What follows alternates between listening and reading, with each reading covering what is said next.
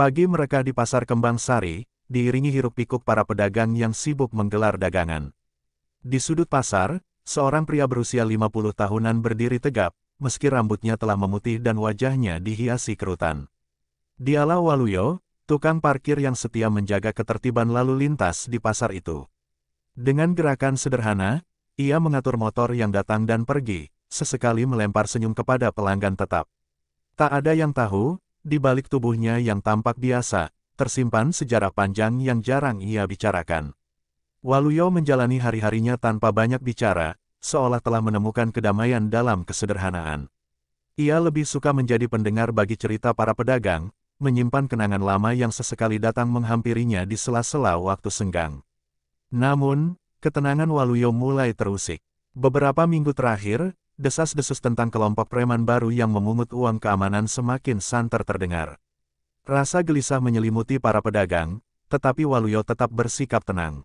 Baginya, ancaman seperti itu adalah ujian kecil yang tak perlu dibesar-besarkan, setidaknya, hingga ia melihat seorang pemuda berbadan kekar dengan tatapan garang berjalan ke arah kios buah.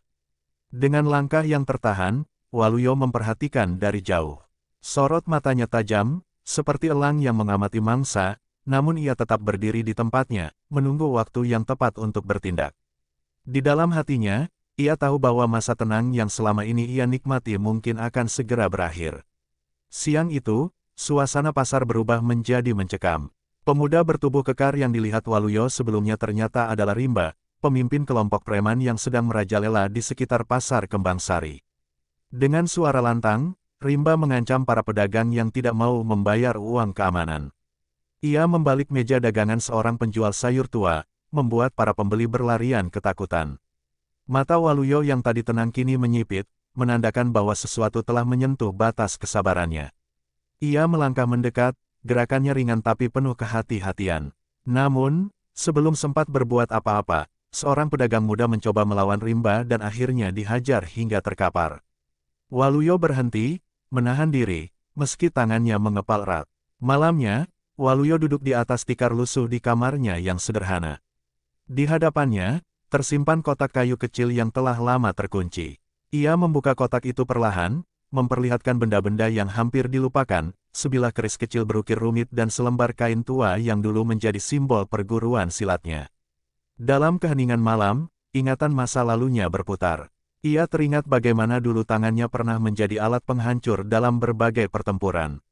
Kini, ia harus memutuskan apakah akan kembali menggunakan ilmu yang telah ia sumpahi untuk tidak dipakai lagi. Saat suara ribut dari kejauhan terdengar, tanda bahwa para preman sedang berkumpul di pasar, Waluyo menatap keluar jendela. Jika aku diam, mereka akan terus berkuasa, gumamnya pelan. Sorot matanya berubah dingin, seperti bara yang menyala kembali setelah lama padam. Malam itu, Waluyo memutuskan bahwa esok hari ia akan memberi peringatan terakhir pada para preman, walaupun itu berarti menggali kembali sisi gelap dari hidupnya. Pagi masih malu-malu di balik kabut tipis saat Waluyo melangkah keluar dari rumah kecilnya. Pasar Kembang Sari, yang biasanya riuh dengan aktivitas, kini terasa sunyi, seolah menunggu sesuatu yang besar. Langkah Waluyo tegap, namun di balik ketenangannya, ada api yang berkobar dalam dirinya. Ia tahu, hari ini bukan sekadar hari biasa. Dengan keris kecil di pinggang dan kain perguruan yang melilit tubuhnya, ia menuju pasar dengan tujuan yang jelas, menyelesaikan masalah yang telah mengusik ketenangannya. Sesampainya di pasar, suasana berubah tegang begitu para pedagang melihat kehadirannya. Mereka tahu bahwa Waluyo bukan lagi tukang parkir biasa. Mata mereka mengikuti setiap gerakan pria tua itu, mengetahui bahwa setiap langkah yang diambilnya penuh makna. Ketika Rimba dan anak buahnya muncul, tertawa sinis sambil melangkah ke arah pedagang, Waluyo tidak terkejut. Kalian sudah menginjakan kaki di tempat yang salah, katanya, suaranya begitu tenang namun berat, seperti peringatan yang tak bisa diabaikan. Rimba menatap Waluyo dengan tatapan meremehkan, seolah ia hanya melihat pria tua lemah yang tak tahu apa yang akan dihadapinya. Ah, si tukang parkir tua, kalian semua hanya bisa bersembunyi di balik ketakutan kalian, ya, ujar Rimba, diiringi tawa keras dari anak buahnya. Tanpa peringatan, satu dari preman-preman itu melangkah maju, mengayunkan sebuah tongkat besi menuju kepala Waluyo.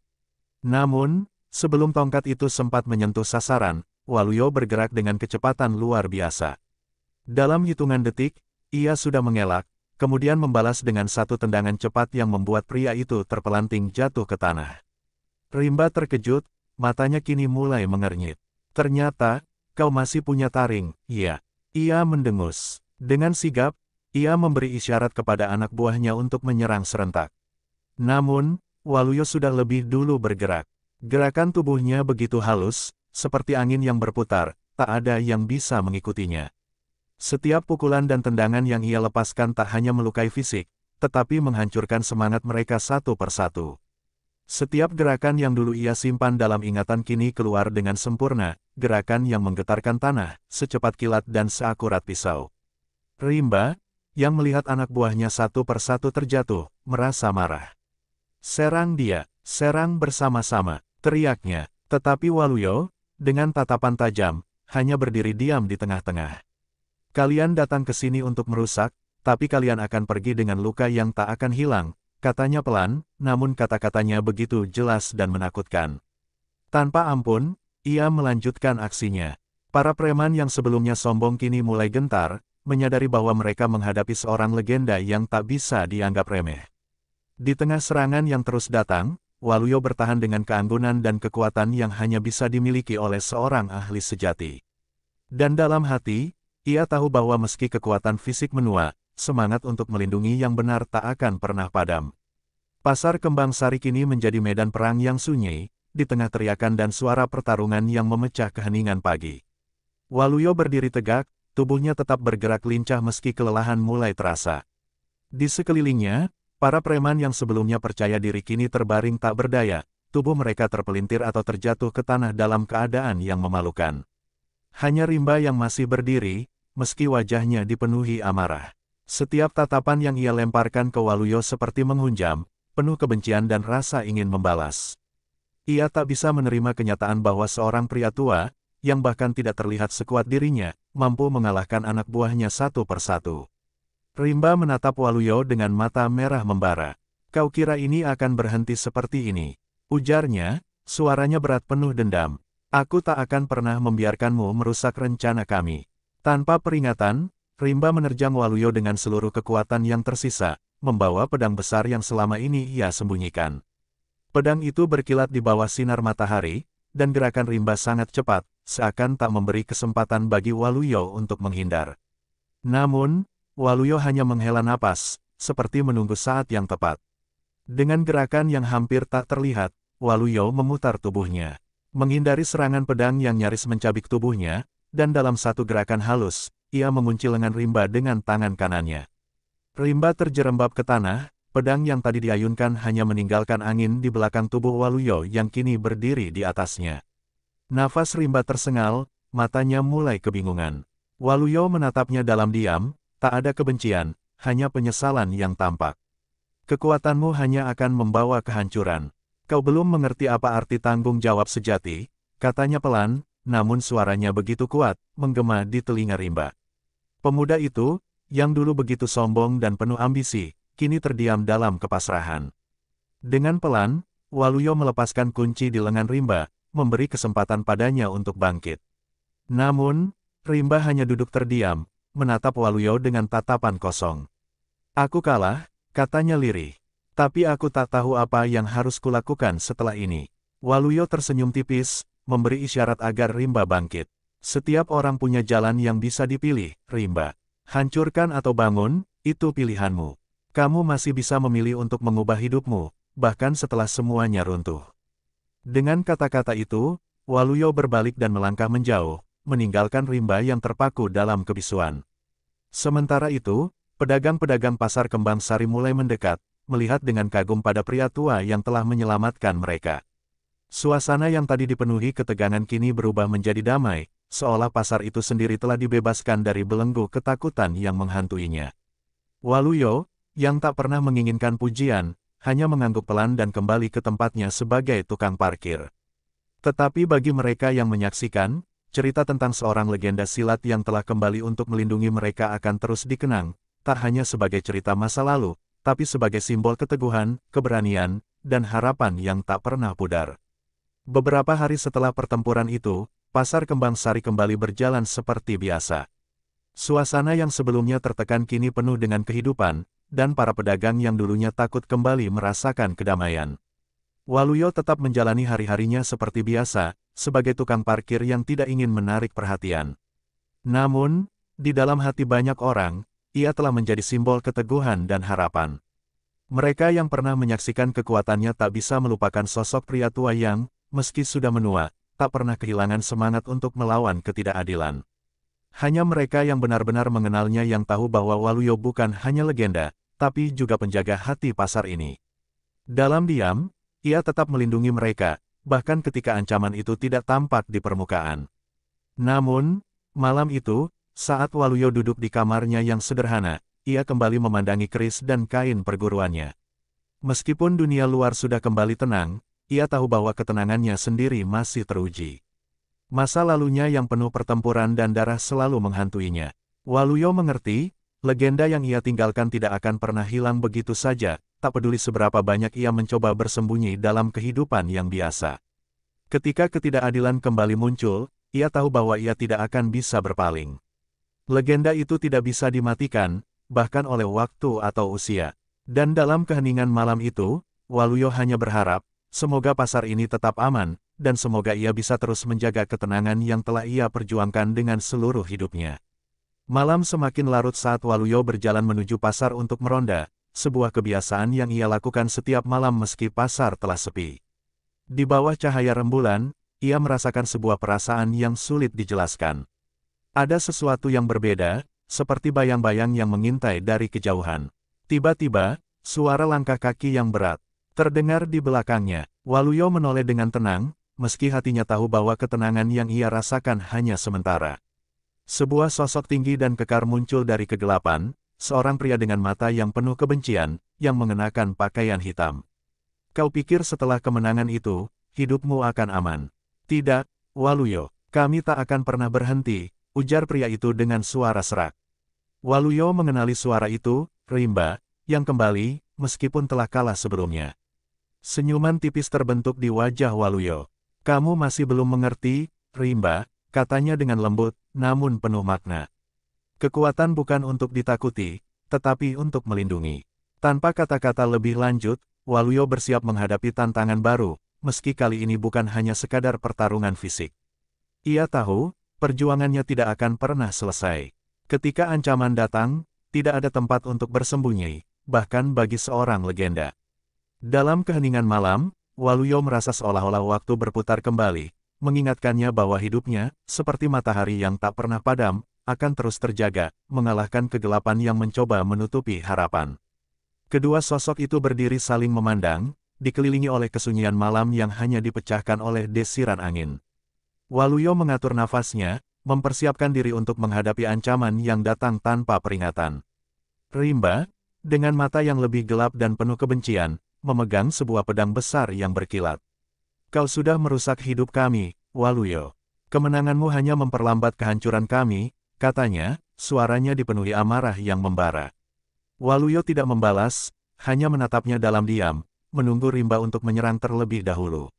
Bagi Waluyo, pertarungan ini bukan hanya soal kekuatan fisik, tetapi soal apa yang benar-benar ia perjuangkan, sebuah kehidupan yang damai, yang kini kembali terancam oleh kekerasan. Serangan pertama datang begitu cepat, pedang Rimba menghunjam dengan kecepatan luar biasa, namun Waluyo dengan gesit menghindar, tubuhnya bergerak ringan seperti bayangan. Setiap serangan yang diluncurkan Rimba, setiap ayunan pedangnya, selalu terlewatkan oleh Waluyo yang seolah tahu gerakan berikutnya. Walaupun usia menuntutnya, Waluyo tidak kehilangan ketajaman inderanya. Ia melihat Rimba, bukan hanya sebagai musuh, tetapi sebagai potret seorang pria muda yang tersesat. Dalam gerakan yang penuh kehati-hatian, Waluyo akhirnya mengunci pedang Rimba, dan dengan satu gerakan cepat, menundukkan lawannya tanpa menyentuh tubuhnya. Rimba terhuyung, lehernya terasa kaku akibat tekanan yang begitu kuat, namun tidak ada kebencian di mata Waluyo, hanya pengertian. Kau masih bisa memilih jalan yang berbeda, Rimba, bisiknya, dengan suara yang penuh harapan, berharap suatu saat, pertempuran ini bukanlah akhir dari segalanya. Rimba berdiri terpaku, nafasnya berat dan tubuhnya gemetar, meskipun pedang besar di tangannya terkulai lemah. Waluyo melepaskan tekanan di lehernya, memberi ruang bagi pemuda itu untuk berdiri kembali. Di bawah cahaya rembulan yang lembut, wajah Rimba berubah, bukan lagi dihiasi kebencian, tetapi kekosongan, sebuah pengakuan atas kenyataan yang pahit. Waluyo tidak berbicara, tetapi tatapannya penuh makna, seakan memberi kesempatan bagi Rimba untuk memilih jalan yang benar. Tangan Rimba terulur lemah, melempar pedangnya ke tanah dengan suara yang menggema. Aku tidak tahu lagi harus berbuat apa, ucapnya pelan, matanya menunduk, seolah malu pada diri sendiri. Waluyo hanya mengangguk, tidak perlu kata-kata lebih lanjut, karena semua itu sudah cukup jelas. Pertarungan mereka bukan sekadar fisik, melainkan ujian hati yang tak tampak. Keesokan harinya, pasar kembang sari kembali dipenuhi kehidupan, tetapi ada ketenangan yang berbeda. Para pedagang kembali menjalankan aktivitas mereka, namun kali ini dengan hati yang lebih lega. Waluyo tidak lagi merasa terasingkan dalam kesendiriannya. Rimba, yang pada awalnya merupakan ancaman besar, kini memilih untuk pergi dan mulai menata hidupnya yang baru. Waluyo kembali ke posisinya sebagai tukang parkir, menjalani kehidupan yang sederhana, namun penuh arti. Ketika matahari mulai terbenam, Waluyo berdiri di pintu pasar, menatap ke arah horizon yang luas. Ia tahu, ketenangan ini hanyalah sementara, tetapi selama ia masih bisa menjaga hati yang rapuh ini, tak ada yang bisa menghalangi kedamaian yang telah ia perjuangkan sepanjang hidupnya. Minggu-minggu berlalu dengan damai, dan pasar kembang sari kembali menjadi tempat yang ramai, penuh warna dan tawa. Waluyo, meski tetap menjalani rutinitasnya yang sederhana, kini lebih sering dihormati dengan senyuman dan sapaan hangat dari para pedagang yang pernah takut padanya. Ia tak lagi hanya dikenal sebagai tukang parkir, melainkan sebagai sosok yang pernah menyelamatkan mereka dari ancaman yang jauh lebih besar. Namun, di dalam dirinya, Waluyo merasa bahwa waktunya untuk benar-benar beristirahat semakin dekat. Masa lalu yang panjang, penuh pertarungan dan penderitaan, kini hanya tinggal kenangan yang ia simpan dalam hati. Ia tahu, suatu saat ketenangan ini akan terganggu, tetapi ia tidak takut.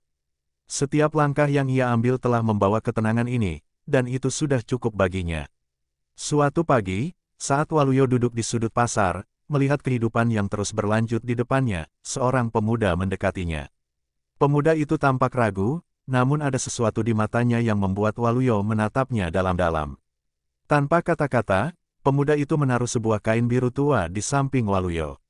Kain itu tampak familiar, sebuah tanda dari perguruan silat yang dulu ia tinggalkan. "Kau mungkin tidak tahu siapa aku," kata pemuda itu dengan suara lembut, "tapi aku mendengar cerita tentangmu. Aku ingin belajar, aku ingin menjaga tempat ini, seperti yang kau lakukan." Waluyo tersenyum, dan meskipun usianya tak muda lagi, ia tahu, ada warisan yang lebih penting dari sekadar ilmu silat, warisan tentang keberanian, pengorbanan, dan bagaimana menjaga ketenangan dalam dunia yang tak pernah berhenti bergerak. "Jika kau ingin belajar," jawab Waluyo, "bukan hanya ilmu yang akan kupelajari, tapi juga cara hidup yang benar." Dalam hati Waluyo, ia tahu, dengan pemuda ini, legenda yang ia ciptakan tidak akan pernah benar-benar hilang. Pasar ini, kehidupan ini,